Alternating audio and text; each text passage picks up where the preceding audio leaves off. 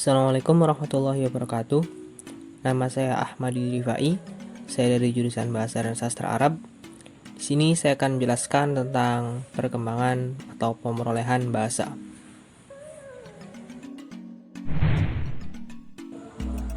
Bahasa memiliki peranan penting dalam kehidupan manusia. Selain sebagai medium untuk melakukan tindakan, bahasa juga memiliki fungsi sebagai cerminan budaya penuturnya. Bahasa dapat mengontrol perilaku, merealisasikan tindakan, dan mengubah situasi. Pemerolehan bahasa atau dalam bahasa Inggris yaitu language acquisition adalah proses manusia mendapatkan kemampuan untuk menangkap, menghasilkan, dan menggunakan kata untuk pemahaman dan komunikasi. Kapasitas ini melibatkan berbagai kemampuan seperti sintaksis, fonetik, dan juga kosakata yang luas. Bahasa yang diperoleh bisa berupa bahasa vokal seperti bahasa lisan atau manual seperti bahasa isyarat. Pemerolehan bahasa biasanya merujuk pada pemerolehan bahasa yang pertama yang mengkaji pada proses pemerolehan anak tersebut terhadap bahasa ibu mereka, dan bukan pemerolehan bahasa kedua yang mengkaji pemerolehan bahasa tambahan oleh anak-anak atau orang dewasa. Pemerolehan bahasa merupakan proses berlangsung di dalam otak anak-anak ketika si anak menerima atau memperoleh bahasa pertamanya. Proses ini pun dibagi menjadi dua. Yang pertama yaitu proses kompetensi, dan yang kedua adalah proses performansi. Kompetensi merupakan proses penguasaan tata bahasa yang berlangsung secara tidak sadar. Dan yang kedua yaitu proses performansi, merupakan proses yang lahir dari penguasaan anak tersebut setelah kompetensi dikuasai. Terdapat berbagai teori atau hipotesa dari seputar pemerolehan bahasa ini. Di antaranya yaitu hipotesa nurani, hipotesa tabula rasi, dan hipotesa kesemestaan kognitif. Pemerolehan bahasa pada anak-anak. Proses pemerolehan bahasa berbeda dengan pembelajaran bahasa.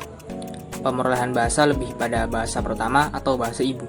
Sedangkan pembelajaran bahasa berkaitan dengan proses yang terjadi ketika seorang mempelajari bahasa kedua dan seterusnya. Dengan demikian, jika mengkaji tentang bagaimana seorang anak berproses dalam berbahasa, lebih tepat untuk digunakan sebagai istilah pemerolehan.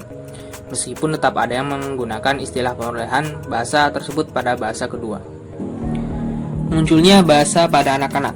Sejak bayi, anak telah berinteraksi dalam lingkungan sosialnya. Anak selalu diajak bicara oleh orang tuanya. Bayi diperlukan seolah-olah dapat bicara dan mengerti apa makna pembicaraan. Di sini sudah terjadi komunikasi dua arah antara si anak dan orang tuanya.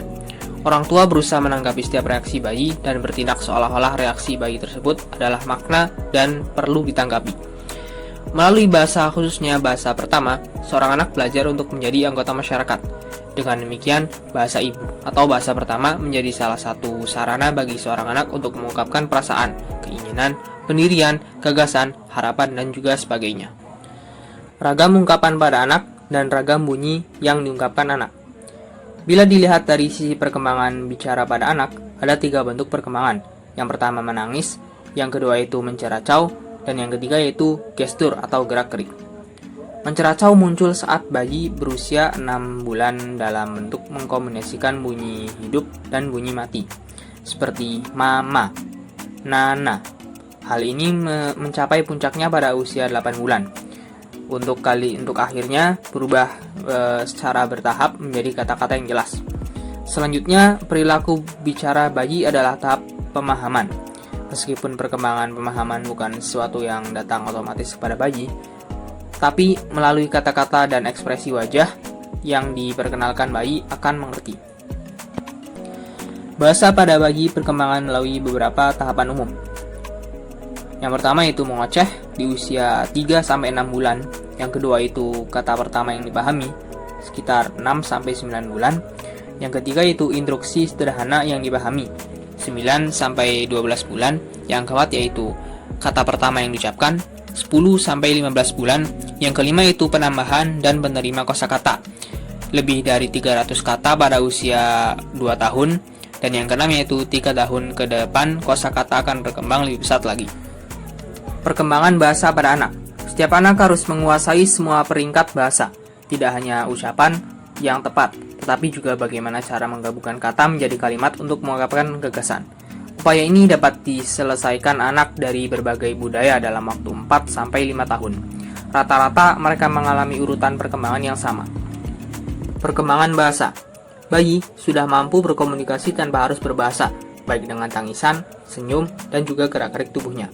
Tahap perkembangan ini dibagi menjadi dua, yaitu tahap artikulasi dan juga tahap perkembangan kalimat atau kata. Tahap perkembangan artikulasi. Tahap ini dilalui bayi pada usia 14 bulan. Pada tahap ini, bayi sudah mampu menghasilkan bunyi vokal seperti A, E, atau U. Adapun tahap perkembangannya yaitu bunyi resonansi, bunyi berrekuk, bunyi berletter ulang, dan juga bunyi vokabel. Tahap perkembangan kalimat dan juga kata. Kata pertama. Kemampuan mengucapkan kata pertama ditentukan oleh penguasaan artikulasi dan kemampuan mengaitkan kata dengan benda yang menjadi rujukannya. Kalimat satu kata. Kata pertama yang dihasilkan anak dilanjutkan dengan kata kedua, ketiga, dan seterusnya. Yang pertama kali muncul melalui kalimat satu kata si anak adalah ujaran seringkali didengar dari orang dewasa. Pada usia 18 bulan, anak telah memiliki 50 buah kosakata, meskipun kalimat satu kata. Kalimat dua kata. Ucapan kalimat dua kata ini diungkapkan anak lebih produktif dibanding kalimat satu kata. Kalimat lebih lanjut. Menjelang usia 2 tahun, anak rata-rata sudah bisa menyusun kalimat 4 kata, yakni dengan cara perluasan, meskipun kalimat 2 kata masih mendominasi korpus bicaranya. Sekian presentasi dari saya, sekurangnya mohon maaf. Assalamualaikum warahmatullahi wabarakatuh.